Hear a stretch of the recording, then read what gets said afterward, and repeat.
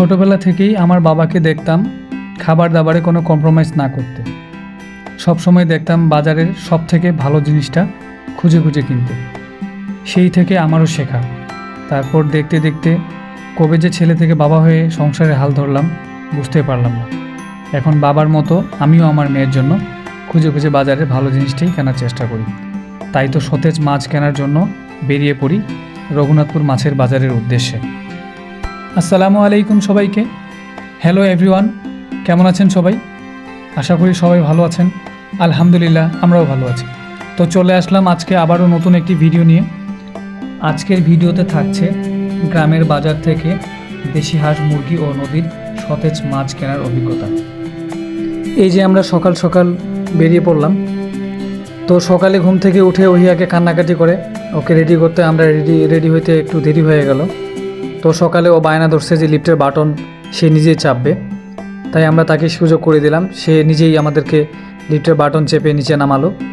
আসলে ওর আবদারগুলো দেখে মনে হয় যে আমরাই ছোট বাচ্চা, ওহি বড়। আসলে সত্যি কথা বলতে এরকমটাই, যে ওহি আমাদের বাবা মা, আমরা ওর বাবা মা না। তো আমরা ওর আবদারগুলো পূরণ করে আমরা রওনা দিয়ে দিলাম।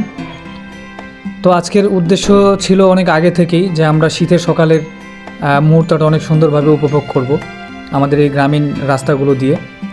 আমরা আসলে শহরের একদম পাশেই থাকি, তো ওখান থেকে একটু 10-20 মিনিটের দূরত্ব থেকেই শুরু হয় গ্রাম।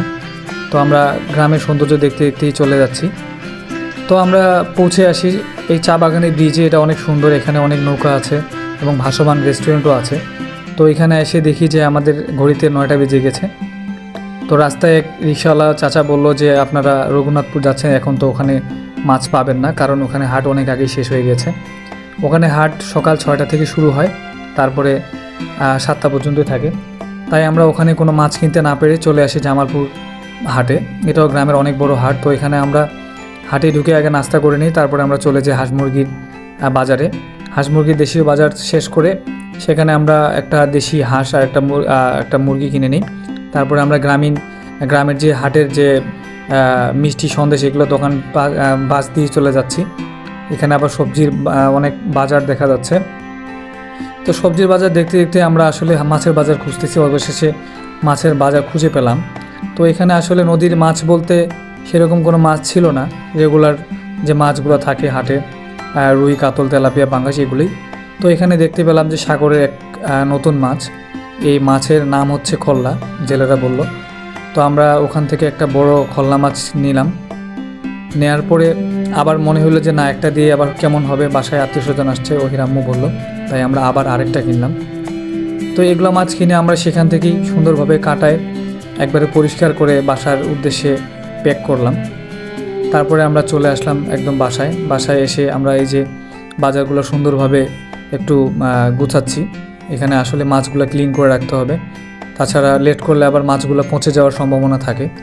তাই আমরা বাসায় আসার পরে এগুলোর কাজ আগে শুরু করে দিই। তো আমরা এখানে সুন্দরভাবে মাছগুলো সুন্দর করে ক্লিন করে প্যাকেটজাত করে ফ্রিজে রাখার জন্য রেডি করে দিই। তারপরে এভাবে আমরা গুছিয়ে রাখতেছি। আসলে মাছ কেনাটা যতটা কঠিন, তার থেকে বেশি কঠিন মাছ ক্লিন করে গুছিয়ে রাখা। তো এদিকে ওহির আম্মু মাছ গুছিয়ে রাখতেছিল আর আমি হাঁসটা ক্লিন করছিলাম। তো হাঁসটা অনেক ভালো ছিল, দেশি হাঁস ছিল, তাই বেশি লোম ছিল না, ক্লিন করতে অনেক সহজ হয়েছিল। তো হাঁসটা তারপরে আমরা ক্লিন করার পরে পুড়িয়ে নিই। পোড়ার পরে দেখতেছি অনেক সুন্দর হয়েছে। এসব কাজ শেষ করতে আমাদের দুপুর হয়ে যায়। তারপরে আমরা দুপুরে খাওয়া করে একটু ঘুমিয়ে পড়ি, যেহেতু ওহি অনেক ক্লান্ত ছিল। তারপরে ঘুম থেকে উঠে সন্ধ্যার দিকে আমাদের বাড়ির পাশে একটা রেস্টুরেন্ট আছে, ওখানে যাই। ওখানের চিকেন চাপ আর নান রুটিটা অনেক মজার, আমরা বেশ কয়েকবার খেয়েছি। তাই সেখানে গিয়ে চিকেন চাপ আর নান রুটি অর্ডার করি। তারপরে খেয়ে দিয়ে কিছুক্ষণ ছবি তুলি, ভিডিও করি। তারপরে আমরা বাসায় চলে আসি। তো আজকে এই পর্যন্তই। সবাই ভালো থাকবেন, সুস্থ থাকবেন। আবারও দেখা হবে নতুন কোনো ভিডিও নিয়ে। আর সবাই আমাদের চ্যানেলটি সাবস্ক্রাইব করে দিবেন। আজকে এই পর্যন্তই।